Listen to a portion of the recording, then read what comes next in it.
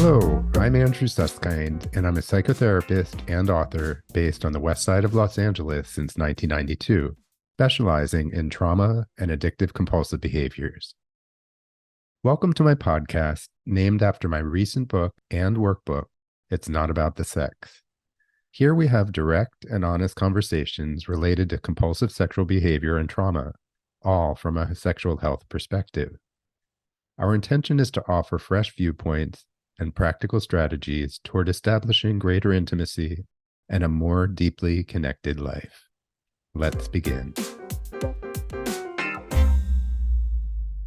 Jen Davis is a life coach, writer, and creative consultant.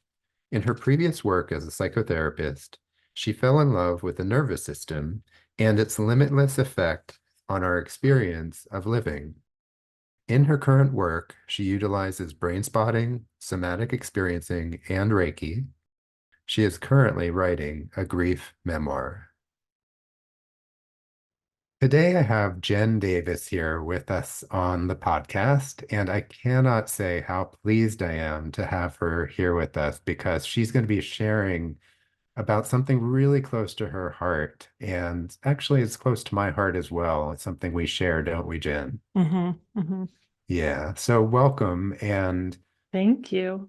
you're very welcome. I want to say more, but I want to also let the listeners get to know you through today's topic. And I think the Okay. listeners who have been with us a while know that Jen actually was a former guest. We Mm-hmm. had a podcast episode on mindful self-compassion, and Jen actually introduced me more formally to mindful self-compassion.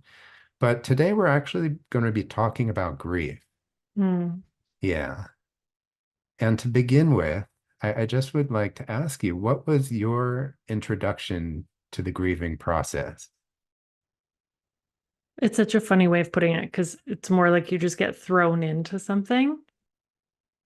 I don't think anyone would choose to go through that process. I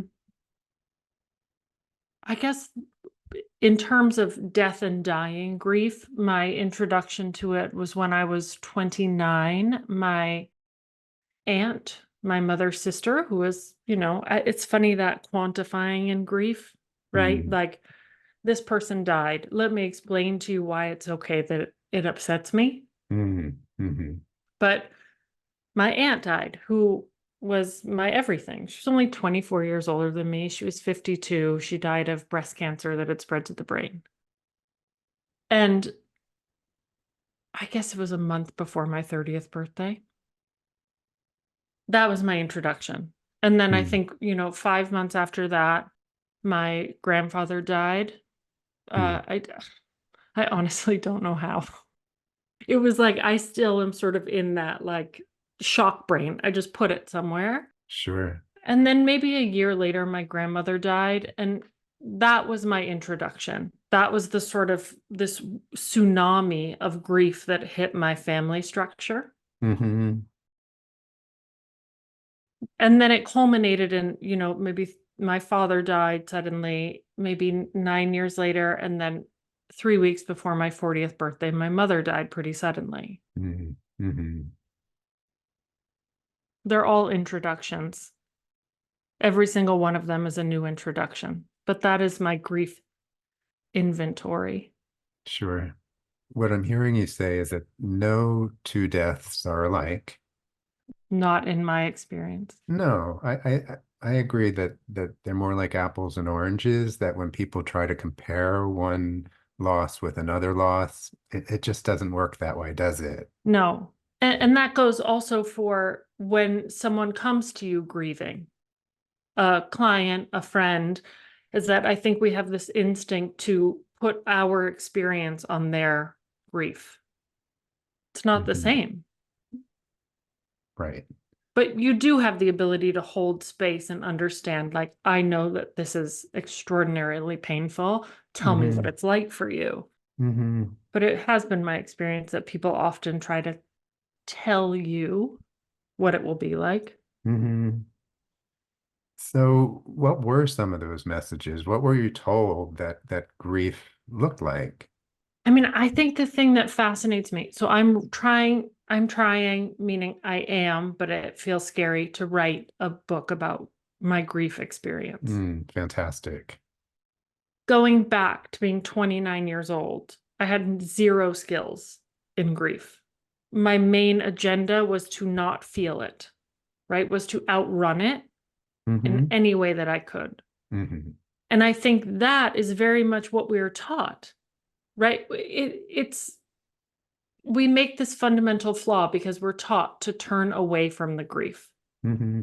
in the way that you wouldn't touch a hot stove. It's really, really painful, Right. Especially in our culture. especially in our culture where some overall, I was not brought up with any other than Hollywood, dare I say, real experience of what happens when someone dies. Hmm.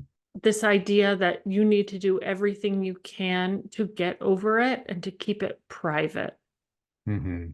I think is the main message that gets sent. Right. And if I could translate Please. privacy oftentimes into isolation, it Uh-huh. actually is like pouring salt in a wound. Like, go take care of yourself elsewhere, Privately. privately. That's right. Yeah, don't let it get on me. It was when I became an orphan, I was relatively young to become an orphan. I was 39, and people do not want to put themselves in your shoes. Right. So there is this real isolation. And I also think that we're taught that grief looks a way that it doesn't look at all, right? That like, oh, sweetie, like you're sad. Oh, you miss your mom. You're crying. You're like, oh, I'm so pretty and sad and crying. And like time heals all wounds. Right. Grief is like, I mean, it can only be likened to a hurricane when you're unprepared. That doesn't even feel strong enough, honestly. Yeah. No, it's probably some kind of universal typhoon or Yeah, something that the magnitude is too big to even just imagine. all of them at the same time. And you Sure. don't know which direction it's coming from. And grief, like, finds where you're most vulnerable, I think, and moves in. Mm, right. That didn't really answer your question, did it? Well, it does actually, because that last piece made me think that when it moves into our internal world, if we want to call it that, that it's actually this visitor Mm. that needs to come in, that Mm-hmm. that whether we invite it there or not, Mm-hmm. but that there's this otherworldly experience that transcends, how we live our lives day to day. So in essence, and this is just my own editorial, but I see grief as one of our greatest teachers. Oh, the greatest. The greatest. But not a lesson that you want to pick up. Right. It's like it's like I had, probably like when my aunt died and my grandfather died and my grandmother died and my mother had lost her best friend and her parents, that so she was in a way I lost my mother then as well, right? To grief. My main coping mechanisms were probably drinking and like trying to like get some man to love me. Right? It was not like, oh, Jenny, slow down. What's the message here? Right. And I'm so grateful that I had that experience because then when I lost my dad and my mom, drinking was no longer an option for me. And when my dad died, I was in graduate school to become a therapist. Hmm. It was New Year's Eve between my first and second year, right? I Hmm. got a call that my dad was no longer alive. Mm. And I remember one of my teachers said, do you want to take the quarter off? And I was like, no, not even a little bit. Like I could, no. And I learned this incredible lesson because I was in such a safe container of graduate school for clinical psychology. I was Hmm. surrounded by um, therapists, Mm-hmm. essentially, teachers and training. And I don't know where this came from. I was in so many classes, it could have been anything, but I somehow managed to have a conversation with grief where I struck up a contract. And this is one of really the greatest lessons of my life, I have to say, Mm. is I said, okay, grief, you're in charge. You're in charge. Except I need these four things, right? This is the framework. You cannot. It was like, don't drink, don't cheat on your partner, right? Continue to get all A's in grad school. Mm. And I had just started seeing clients. Mm. So it was like, you're not allowed on my clients. You're not allowed in this room.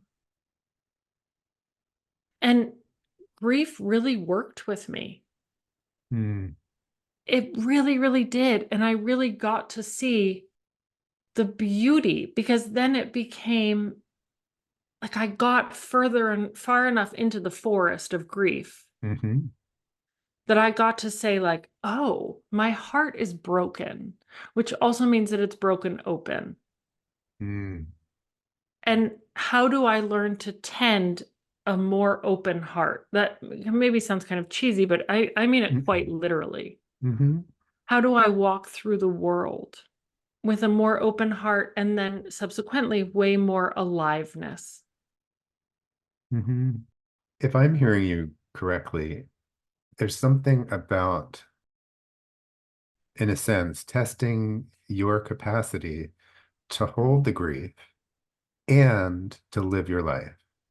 Yeah, to be in both at the same time.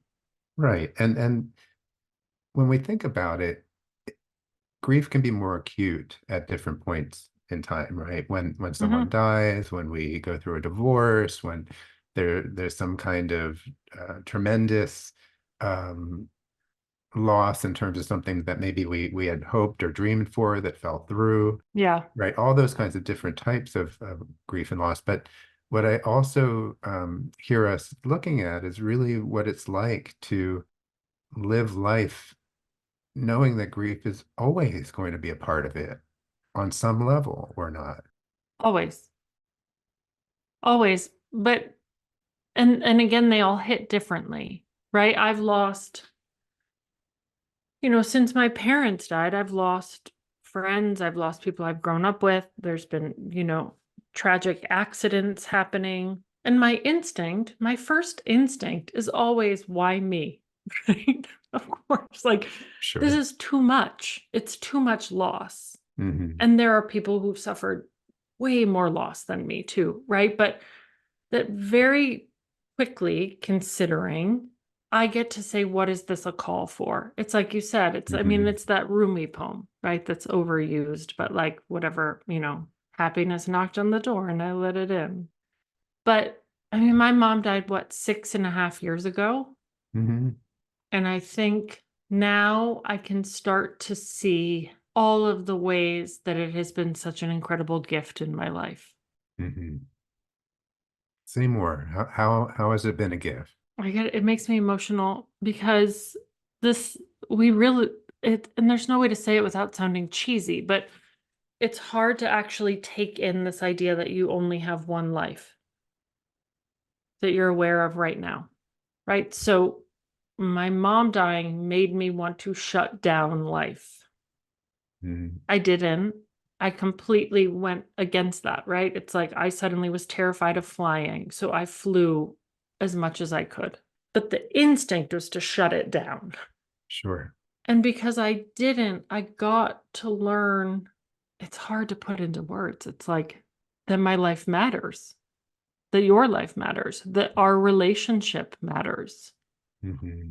And that's like the most fundamental thing, but it's Right. such a stupid answer, honestly. Because it's so like, you could put it on a notebook. Right. But only you or only I would know what it's like inside to have those losses, to become an adult orphan, Hmm. to have that really that transformative moment that usually is many moments, Mhm. but for me, I had three family members die in 2010, 2011, 2012, Yeah. and I don't think there was ever a time in my life that I learned so much about myself. Oh, no. And but would you say that that learning based on that experience continues to unfold over continuously over and over and over again? It does. And part of the reason it does is because those individuals and how they impacted me actually lives inside of me in a Hmm. way that keeps evolving. It's not some kind of finite goodbye. No, right? It's the my I was just in Hawaii and I kept having this feeling. I was like, oh, I have to call my mom. Oh, I have to call my mom. And I was like, what is going on? Like, like that relationship, it continues on. As much as I have moments where I'm like, I don't care about what's continuing on inside of me or in spirit. Like, I want to hold my mom's hand. I want to call my mom and ask her this question. It does continue on, but getting to know yourself, I think it's just that life is precious. I do this thing actually where I'll be like, well, if something happens to that person, then I'll actually do this thing I wanna do, right? It's Mm, like, "Oh, if something happens to, this friend of mine, then I'll definitely write that book." What?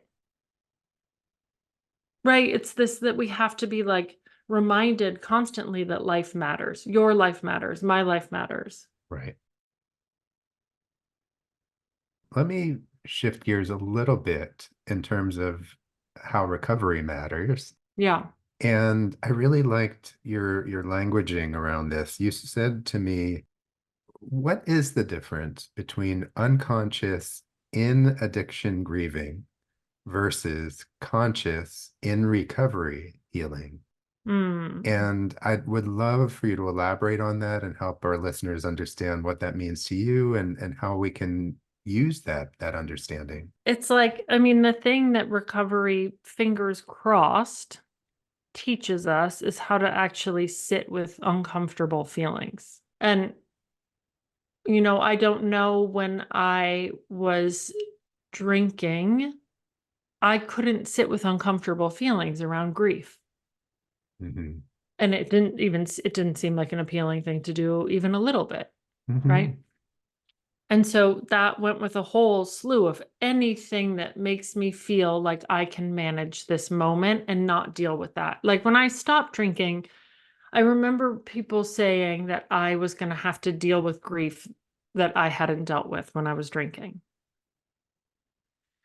And that was true, although it could have been feelings from anything. It was just a backlog of feeling. Like, what is this? This is sadness. This is shame. Like, what are all these things? Right. It's like a cataloging of sensation and experience. Hmm. And there's something that can happen in the consciousness or in the turning toward grief, it's making space. I had this experience. I was just right in Hawaii and I locked myself in this little ohana to write for 4 days. Hmm. Not like in a good way.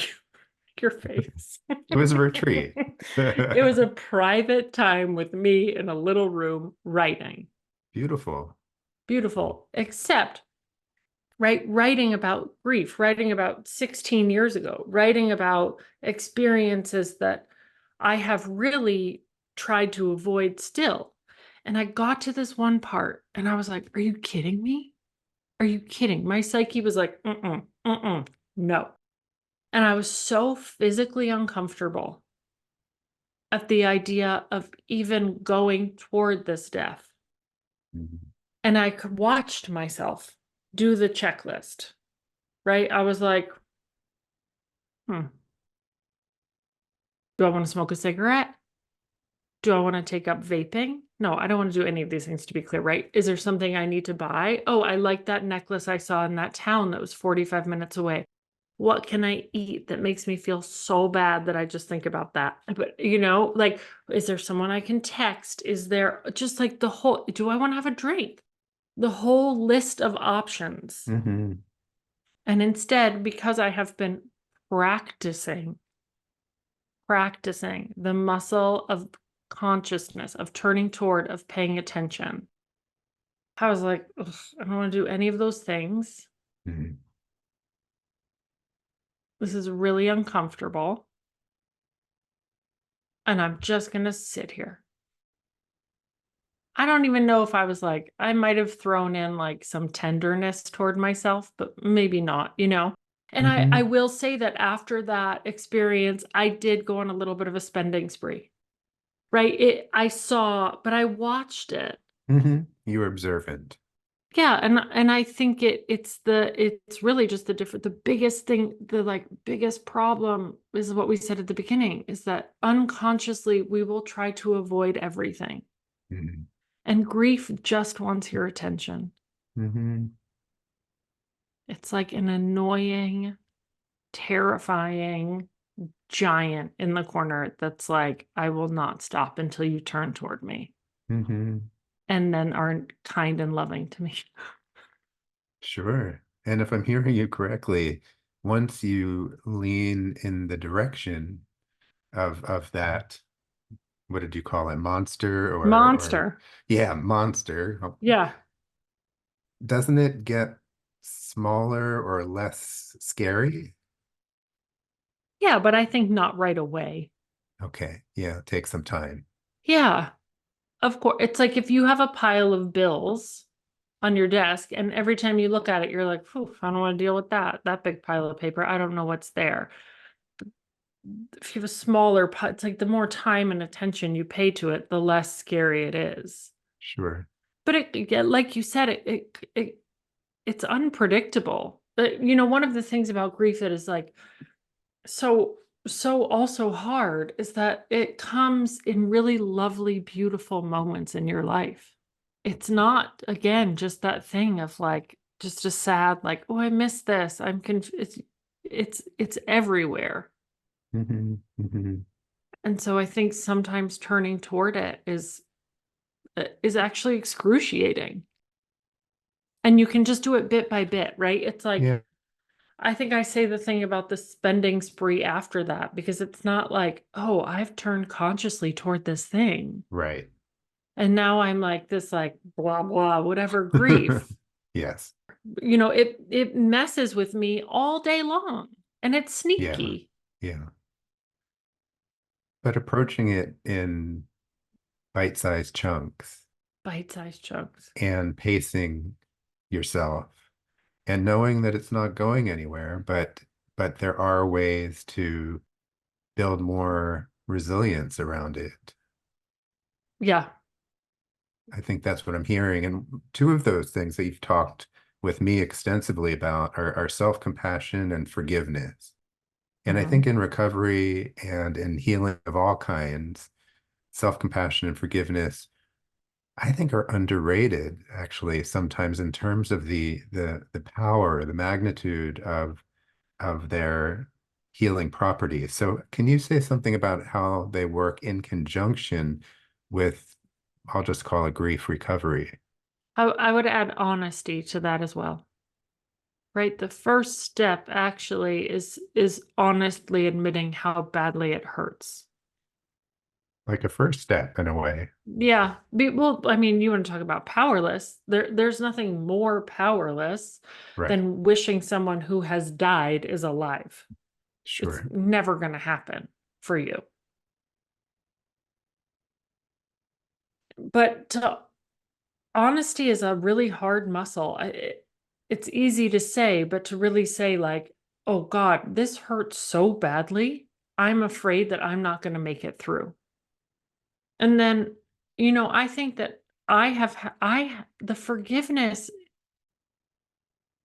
is toward the self. For having grief.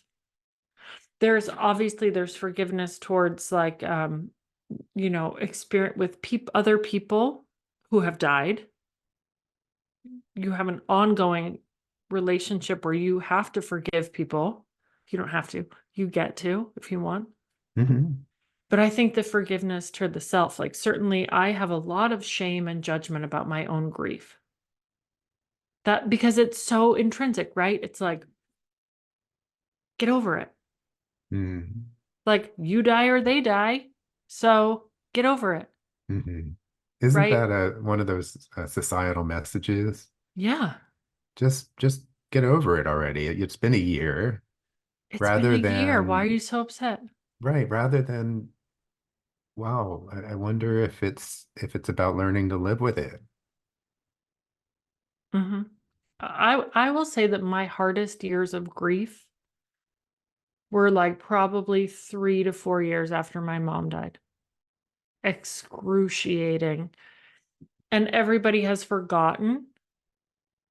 Everybody expects you to go back to exactly who you were before when you have had a fundamental change in who you are. And I think that I don't think I've practiced. I mean, I'm sort of thrown by the word forgiveness actually, because I don't think I've practiced that enough. I think it's easier to think about forgiving other people, right? Sure. There's a lot of rage that comes with grief as well, of that, Hmm. like people say weird stuff to you all day long.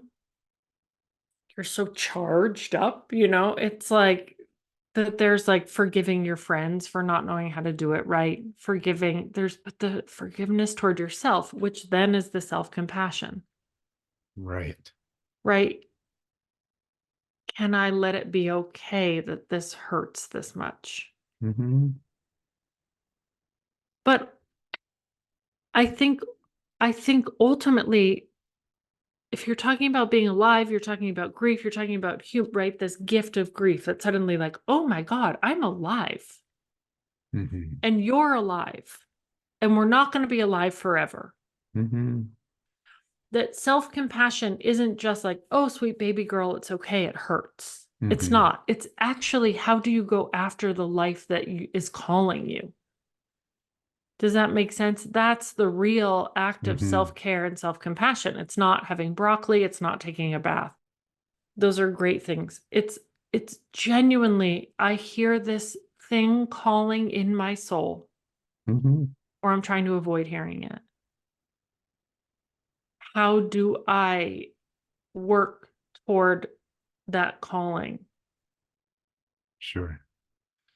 And as you're talking, Jen, most of what I hear is internal work, Yeah. is sometimes in therapy, sometimes in 12 step, I mean, all kinds of places. But speak to the idea of community and grief. I think that it's the most important thing and fundamentally the hardest thing to be a part of, right? I have never spent the past since certainly the past, since I took time off from work that then extended into just a shift in my life. I don't think I've ever spent this much time alone. And part of that is the seedling aspect of having Hmm. to recreate a life, of having Hmm. to, heal and mend and grow. But community is actually the thing that will save you. Hmm. It Hmm. is. And there are traditions. I mean, I'd be curious what you have to say about community. There, I have a community. I mean, any kind of recovery community is incredible, Hmm. conceptually, certainly. I have had friends in this that saved my life. I've had people that I worked with who have, by being human with me, saved my life. It's the most important. And I think in that way that, an animal, when it's injured, will go and try to be alone. Like what we need to do, suddenly I got my soapbox out, right? But is I think that, and I get tired, I forget, I get scared, but I feel like I have a responsibility that the people who have lost people to bring light into their lives and to be there Hmm. for them. Hmm. Because when my dad died, some man I didn't even really know that well, in a very kind, loving way. Hmm. You know, that question, someone dies and how are you? How are you doing? I don't know, right? I don't Hmm. know. Is he sent me an emoji every day for like 6 months. Wow. And it was one of the nicest things. I don't even talk to him. This Hmm. weekend, or he moved Hmm. somewhere, right? Hmm. One of the nicest things that anyone's done, because when you're grieving, the idea of reaching out for help it's like impossible. That's right. So we have a responsibility. Hmm. What are your thoughts on that? Well, I was just going to say sometimes it's guessing. Like we don't always know, but the emoji touched your heart, right? The 6 months of emojis was just that consistency, and I'll just call it the emotionally dependable person that Mm. kept showing up again and again Mm-hmm. and again. I was just Mm-hmm. thinking about a friend of mine after my dad died who showed up out of the blue with matzo ball soup on my Mm. doorstep, Yeah. left it there for me, didn't even come in. And Mm-hmm. this was someone who lived in the valley, which you and I know is Sure. a distance. And it was one of those things that will stay with me forever Yeah. because she anticipated something that she guessed would be nourishing. Actually, she probably knew that matzo balls were my favorite. But it's really any of that. But I think when you talk about community, what I really hear you saying is it's really one person at a time. It's not big numbers of people. It's about Mm. maybe a few quality, emotionally reliable folks who show up and reach out when you don't even know what you really want or desire. Yeah. And it's, I think people get very scared, Yeah. right, of doing the wrong thing. Yeah. And right, I will say, right when my mom died, there were a lot of people that reached out, and I have no idea who they were. Do you, like, I was Yeah. not online. I, and that thing of the people who have said, "What are you doing? You want to go to a movie?" Right? Can I go? Do you want to go to Marshall's? I don't know why that's what I thought of. Right? Do you want, or like just like sent an emoji or sent me a meme or just said like, "I'm here. I love you." That's right. It, or just like laughing with me Right. about how how much it sucks. Yeah. But we have that responsibility, but I love to do it wrong. To just show up and do it wrong. Yeah. What I also want to piggyback on is that for our listeners, it's really important, I think, to know that there is no right or wrong. Mm. There's simply that love, that reach out of one heart to another, Hmm. and that's really what counts. That's all that it is. Yeah, I mean, I think wrong, it's like everything feels wrong, right? I live in a Exactly. fundamental world of wrongness right now. Nothing makes sense to me. Hmm. So, do I remember that you were there? You know, my one of my best friends in the whole world was with me when my mom died.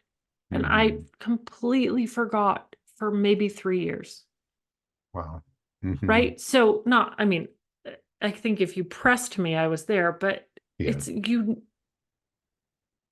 it's just people showing up. Right. Right. So, believe it or not, we're Yeah. close to the end of our time, but I wanted to ask you a question, Jen, that I sometimes ask at the end of our episodes, which is this. If there was maybe one or two things that you wanted our listeners to take with them from our conversation today, what would that be? Mm. It would be show up for your own life, even if that seems like, what are you talking about? Right. And also, just show up for people when they're grieving.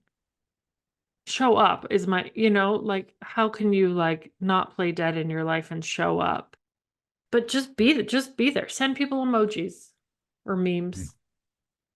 Memes Mm-hmm. is could get a little dicey after someone died, but you know, like,